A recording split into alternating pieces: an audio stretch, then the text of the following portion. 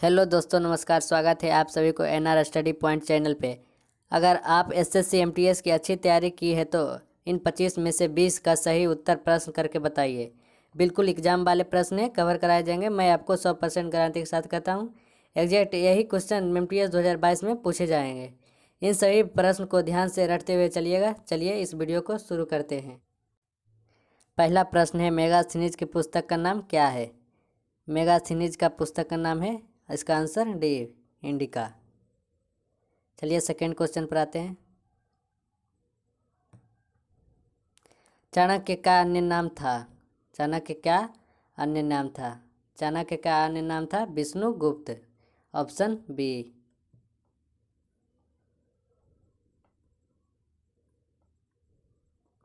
तीसरा प्रश्न है, गुप्त वंश का संस्थापक कौन था?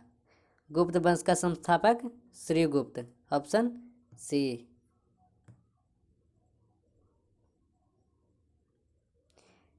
चौथा प्रश्न है, निम्नलिखित में कौन वायु प्रदूषक नहीं है? निम्नलिखित में कौन वायु प्रदूषक नहीं है? इसका आंसर होगा ऑप्शन डी, डीडीटी। चलिए पांचवा प्रश्न पर आते हैं। पांचवा प्रश्न है, सबसे छोटा दिन कब होता है? सबसे छोटा दिन कब होता है? इसका आंसर है ए, 22 दिसंबर को। 22 दिसंबर को सबसे छोटा दिन होता है। चलिए छठा प्रश्न पर आते हैं। मोहनजोदड़ो कहाँ स्थित है? मोहनजोदड़ो कहाँ स्थित है? इसका आंसर होगा बी, सिंध में। मोहनजोदड़ो सिंध में स्थित है। सातवां प्रश्न है, हर्यक वंश के किस शासक को कुनिक कहा जाता है? हर्यक वंश के किस शासक को कुनिक कहा जाता है? इसका आंसर होगा सी, अजातशत्रु। चलिए प्रश्न 8 पर आते हैं। मानव रक्त होता है, मानव रक्त होता है उदासीन। मानव रक्त का पीएच मान होता है 7.4। चलिए अगला प्रश्न पर आते हैं। प्रथम जैन महासभा का आयोजन कहाँ हुआ था? प्रथम जैन महासभा का आयोजन कहाँ हुआ था? तो इसका आंसर है पाटलिपुत्र। Option A. 10वां प्रश्न है, पोलियो किसके कारण होता है? पोलियो किसके कारण होता है? इसका आंसर है डी, विषाणु।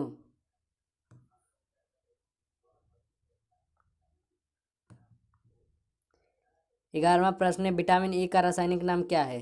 विटामिन ई का रासायनिक नाम, option D, tocopherol. Tocopherol, option D. 12वां प्रश्न है, मोहनजोदड़ो से प्राप्त पशुपति की मूर्ति में किन किन जानवर का अंकन हुआ है? मोहनजोदड़ो से प्राप्त पशुपति की मूर्ति में किन किन जानवरों का अंकन हुआ है? इसका आंसर है डी, बाघ एवं हाथी, भैंस, गेंडा, हिरन, इनमें सभी। तो इनमें से सभी। चौहंदड़ो के उत्खनन का निर्देशक है, चौहंदड़ो का उत्खनन का निर्देशक है ऑप्शन ए, जेएच माइके ने। जेएच माइके ने चौहंदड़ो का उत्खनन करवाया था। सिकंदर के आक्रमण के समय उत्तर भारत पर निम्नलिखित राजवंशों में किस एक का शासन था? सिकंदर के आक्रमण के समय उत्तर भारत पर निम्नलिखित राजवंशों में से किसका एक शासन था? तो इसका ऑप्शन होगा नंद वंश। नंद वंश था, जिसका राजा घनानंद था।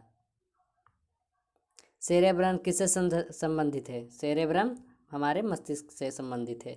Option C. निम्नलिखित में से कौन सा एक हड़प्पा स्थल नहीं है? निम्नलिखित में से कौन सा एक हड़प्पा स्थल नहीं है? सागौरा हमारा हड़प्पा स्थल नहीं है। फलों को कृत्रिम रूप से पकाना किस रसायन का मुख्य गुण है? फलों को कृत्रिम रूप से पकाना किस रसायन का मुख्य गुण है? तो इसका आंसर होगा एथिलीन। मुर्गियों की सबसे खतरनाक बीमारी है, मुर्गियों की सबसे खतरनाक बीमारी है रानीखेत। ऑप्शन बी इसका सही आंसर होगा। सिंधु घाटी के लोग विश्वास करते थे, सिंधु घाटी के लोग किस में विश्वास करते थे? मातृशक्ति में। ऑप्शन डी, सिंधु घाटी के लोग विश्वास करते थे मातृशक्ति में। भारत रत्न किस वर्ष प्रारंभ हुआ? भारत रत्न किस वर्ष प्रारंभ हुआ? तो इसका ऑप्शन होगा ऑप्शन सी 1954 में। भारत रत्न 1954 से प्रारंभ हुआ। ज्ञानपीठ पुरस्कार किस वर्ष प्रारंभ हुआ?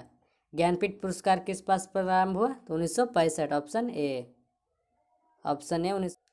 किसे एशिया की रोशनी कहा जाता है? तो एशिया की रोशनी कहा जाता है गौतम बुद्ध को। Option B.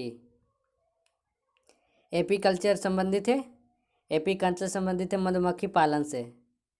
मधुमक्खी पालन से संबंधित है। Option D. किस राष्ट्रकूट शासक ने रामेश्वरम में विजय स्तंभ एवं देवालय की स्थापना की थी? 24वां प्रश्न, किस राष्ट्रकूट शासक ने रामेश्वरम में विजय स्तंभ एवं देवालय की स्थापना की थी? इसका आंसर ऑप्शन सी कृष्ण तृतीय ने। लास्ट प्रश्न है 25वां, उस शासक का नाम बताया जिसने विजय स्तंभ का निर्माण कराया था। उस शासक का नाम बताया जिसने विजय स्तंभ का निर्माण कराया था।